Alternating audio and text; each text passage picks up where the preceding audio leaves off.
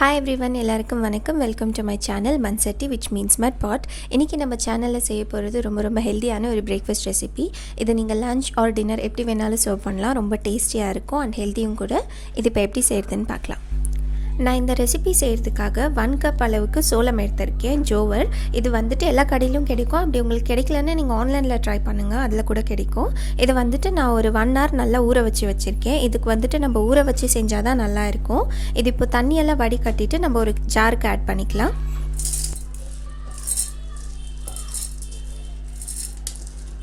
ஊற வச்ச சோளம் வந்துட்டு நம்ம ஜாரில் சேர்த்தாச்சு.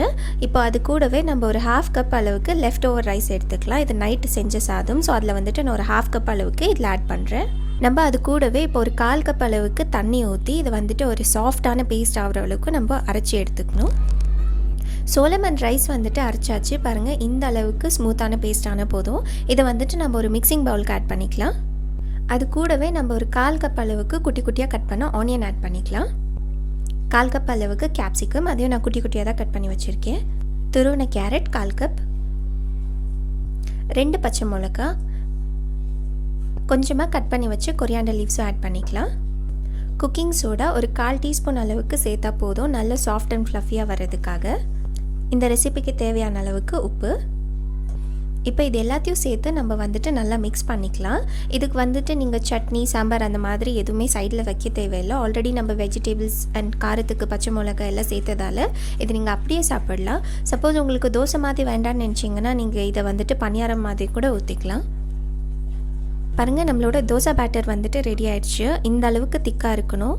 நீங்கள் தண்ணியாக ரெடி பண்ணிட்டீங்கன்னா தோசை வந்துட்டு ரொம்ப சாஃப்ட் அண்ட் ஃப்ளஃபியாக வராது, கொஞ்சம் கட்டியாக வரும். ஸோ ஆன அளவுக்கு நீங்கள் கொஞ்சம் மாவு கட்டியாக ரெடி பண்ணிக்கோங்க. இதை வந்துட்டு நம்ம இப்போ செட் ஆகிறதுக்கு ஒரு 5 minutes சைடில் எடுத்து வச்சுட்டு அப்புறமா தோசை எப்படி ஊற்றுறதுன்னு பார்க்கலாம். பாருங்கள், நான் தோசை ஊற்றுறதுக்கு ஆல்ரெடி தவா வச்சுட்டேன். தவா வந்துட்டு நல்ல சூடாக இருக்குது. இப்போ வந்துட்டு நம்ம குட்டி குட்டியாக தோசை ஊற்றிக்கலாம். நான் இந்த மாதிரி குட்டி குட்டியாக ஊற்றுறேன். பார்க்கவும் நல்லாயிருக்கும் அண்ட் சாப்பிடக்குள்ள கூட நல்லா இருக்கும். அதால் நீங்கள் பெருசாக கூட ஊற்றிக்கலாம், இந்த செட் தோசை மாதிரி.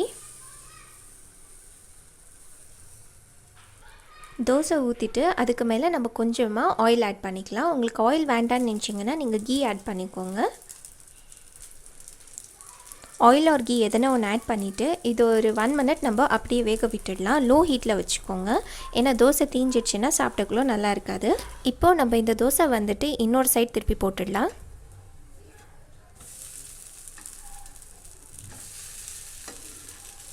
திருப்பி போட்டு நம்ம இது இன்னொரு 1 minute நம்ம லோ ஹீட்டில் வேக வச்சு எடுத்துக்கணும்.